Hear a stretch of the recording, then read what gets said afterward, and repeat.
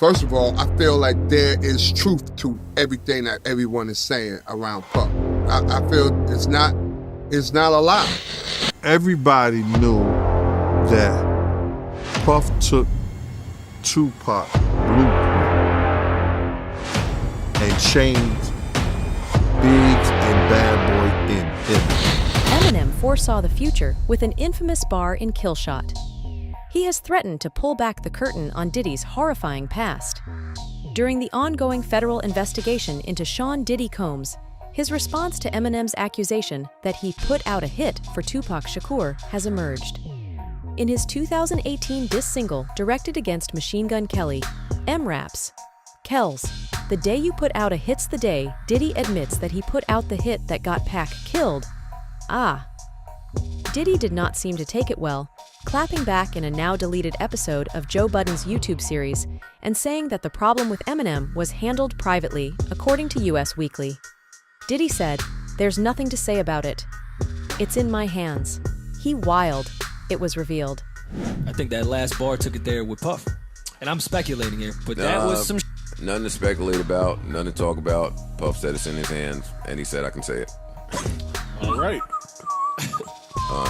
And that's the end of that. Have fun with that one. He said, there's nothing to say about it. It's in my hands. He wild. Period. Gene Deal has had some interesting thoughts on the matter in the past, in particular about his obsession with Tupac. Everybody knew that Puff took Tupac blueprint and changed Biggs and Bad Boy in image. I Get Around, talked about how fly you was, how many girls you mess with, how many cars you drive, how much money you got, what you willing to do. He took his image. Pac was the first one on the scene wearing Versace shirts. He went and got the same Versace shirts Pac had. Which, all right, some dudes would do that. You would never catch me wearing something else, something that somebody else got. He was knocking down all the women that he thought Pac was knocking down. And what I mean is having sex with.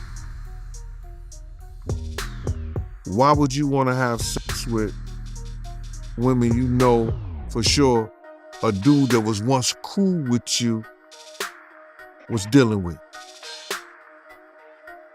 That's that image. Because you got to realize, bruh, Puff and Pac was cool at one time. We know this. Mopreem said that they was going to sign the Bad Boy.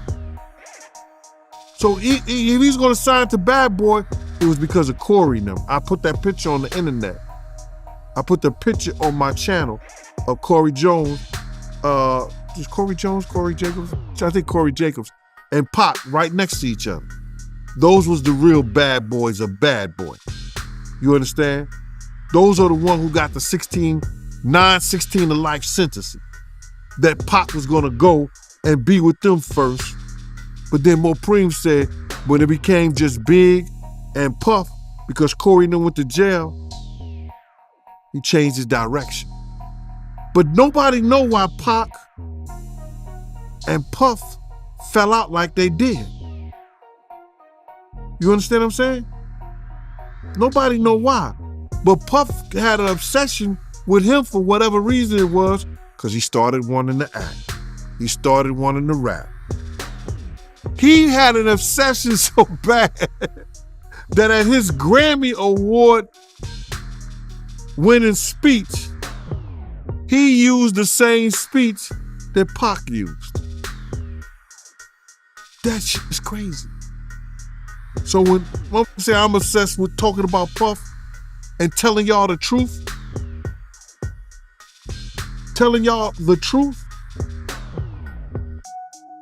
who's obsessed with who? Pac had Sarah before Puff. Allegedly he had Sally before Puff. And Kim had an obsession or liked Pac so much, she on the red carpet with Tupac's shirt on.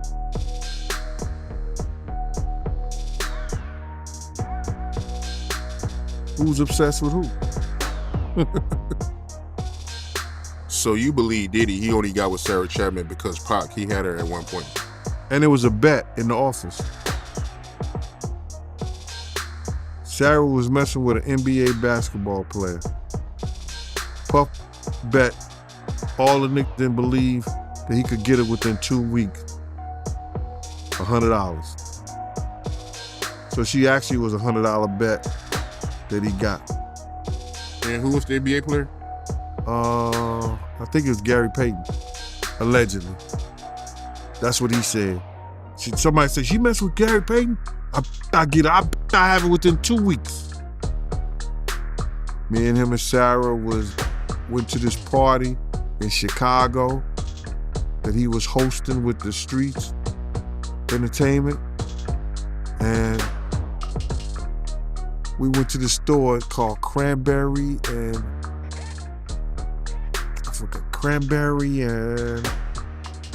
it's one of those stores like you get fragrance and you get candles, colognes and stuff like that. It's called Cranberry and something.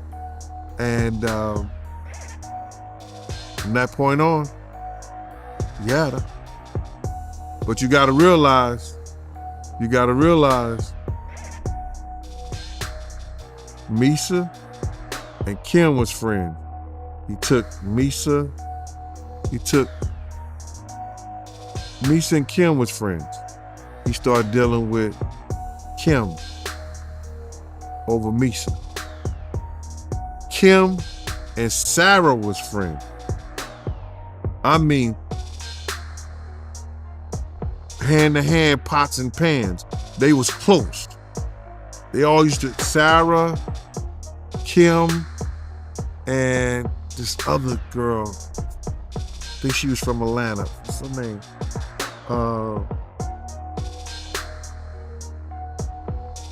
It missed me right now. But they all used to hang together. He also went on to talk about how he was seemingly happy about Pac dying. Even 4 months ago, one of Tupac's cousins said in an interview that he believed Diddy was being investigated for Tupac's murder.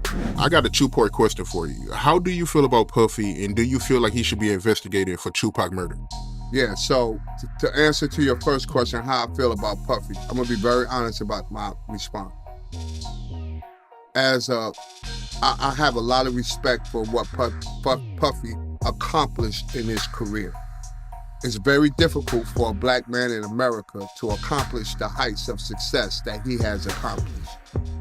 So I respect that. In a way, I respect his accomplishment, his climb up the ladder for what he was able to achieve. You know what I mean? You gotta look at that and you gotta say to yourself, wow, that's admirable to come from nothing and be able to achieve what you achieved as a black man in this country. I know how hard that is, so I respect that. Now, to answer your question about that, first of all, I feel like there is truth to everything that everyone is saying around Puff. I feel it's not a lie. I feel that there's some truth to it because remember, I was around Pac during that time. You know what I'm saying? And I seen how things was transpiring. So I believe that there's some truth to it. That yes, in fact, Puffy was intimidated by Pac. He felt like Pac was someone he was threatened by. Because look, dude, if you know Pac, if you someone like a Puff, you would be threatened by him because every time you see Pac, he got a gun, like he got 2 or 3 guns, and he's like blatant.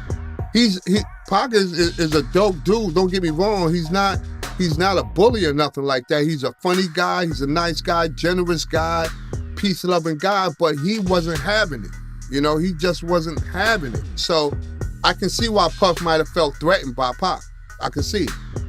So if it's true that what everyone is saying, Keefy D, everyone coming on these podcasts, the storyline about Puff paying whoever to do whatever, with Pac. If all that is true, like I said, he needs to be held accountable for. He needs to be held accountable. It has to be accountability from him for his involvement in getting my cousin killed. I try to keep my personality out of it because, like I said, I'm not in that space anymore where I wish harm on someone else. I just don't feel like that anymore. But I do feel that he has to be held accountable if it's true. And I think there's a lot of truth to what has been said. So I think the problem with what's going on with the Vegas PD, why they're stuck in that part of the investigation, is because they can't, I think it's money, but also it's because they can't find a corroborator with Keefe D's story. If they can find someone close to Puff that can say, yes, everything Keefe D just said is true, then they have a corroborating witness. True. If they don't have anybody that can corroborate Keefe D's statements as it applies to Puff, then they really not going to have Puff lawyers. Puff is wealthy. He will have lawyers that is tear that up, those accusations up, because there's no corroborating evidence. Yeah, that makes sense. That makes a lot of sense. Right. The only reason why they didn't arrest Puff yet is because they don't have corroboration. Now, on the other hand, this is just a guess, my opinion. I think that Puff is being investigated. I think that they're waiting, or they may be waiting for an opportunity for him to incriminate himself, just like Keefe D did. Probably on the phone though, like on a wiretap. No, they arrested Puff. He went to jail right after Keefe D, early in the morning, but they said it was for a traffic ticket. Oh. But he went to jail. He got taken in down in Miami. Did you go to jail for a traffic ticket? No, but they said it was for a traffic ticket. But he did go to jail, get turned in, and he does. I mean, when you put $2 million on a person's head, you really that dude's too powerful. You can't fight with money like that. How you gonna? How couldn't beat that? $2 million on his head. What the hell could he have done to anybody to make him put $2 million on your head? But that's a good point, though. I do believe that when you say that they probably got him wired, or they probably looking at his checks and stuff to see if he slip up and say something. That'll make sense too. The reason why I think that is because there's too much chatter. There's too much chatter going on. You got this guy, Keefe D, who made a deal with the LAPD to tell what happened so that he don't have to do time for a drug case that he was facing life for, right? And he was very, very forthcoming with the information, right? And even though he implicated all the people that was in the car with him and Puffy, the people that was in the car with him are dead. They're dead anyway. So there's nothing that can happen to them. But Puff is the only person living that has something to do with that. You got to think why he's not being arrested or even at least questioned, and that's why. He's rich, he got a lot of money. He's a gangster. Yeah, he's a gangster. But if they had a corroborating witness that can say, Puff said this to me. He said this, and I swear on a stack of Bibles, he said it. That will be a different scenario. Federal raids on Sean Diddy Combs' homes may be tied to the recent arrest of a mobster in the 1996 murder of artist Tupac Shakur, according to a retired FBI agent who investigated the case.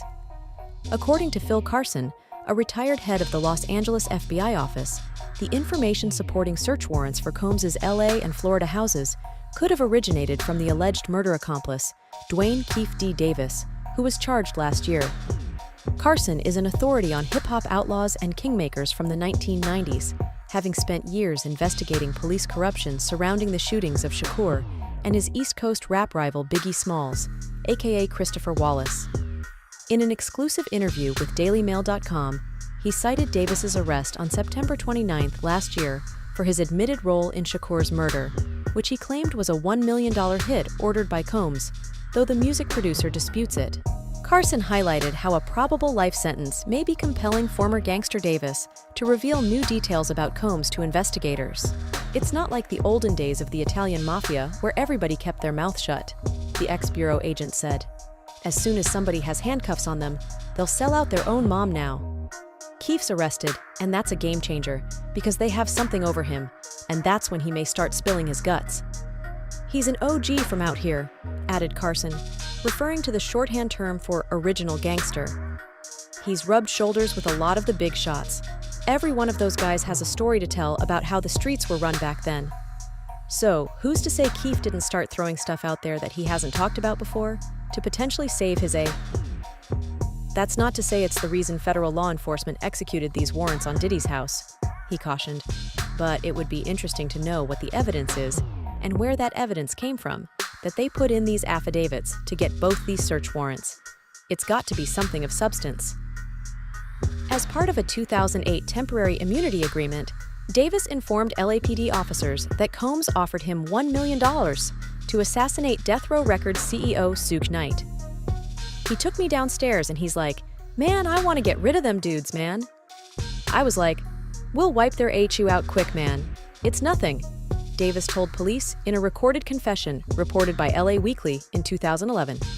This sounds eerily similar to what happened to everyone at Uptown Records. I was thinking to myself the other day, Uptown Records started with 5 people. Andre Harrell, I'll Be Sure, Heavy D, and Puffy. And Kim was the longest working employee because she was there from the very beginning. She was Andre's personal assistant. Kim is dead. Heavy D is dead. Andre Harrell is dead. The only 2 left are Puffy and Al almost died. Isn't that interesting? That is interesting. Heavy D was found dead, face down in the heart attack. Andre Harrell, heart attack. Kim died from pneumonia, but there's the first coroner's report that said that she died.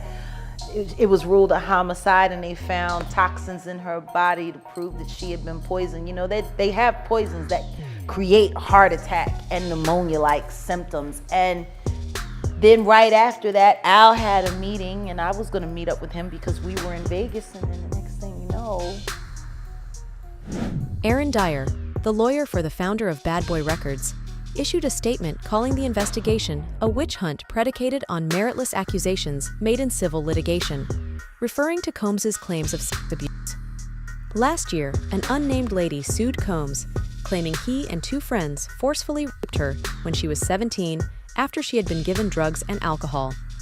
Jane Doe alleged in a bombshell complaint that the 54-year-old rapper flew her to his New York studio in 2003 and fed her copious amounts of drugs and drink. The unidentified accuser, now in her late 30s, backed up her shocking allegations with a photo showing herself sitting on the "I'll Be Missing You" singer's lap and joking about at his Manhattan studio. She is the 4th woman to file a lawsuit accusing him of sexual assault. Her lawsuit followed a judicial complaint filed by R&B singer Cassie Ventura, who said Combs subjected her to severe beatings, drug-fueled hotel orgies, and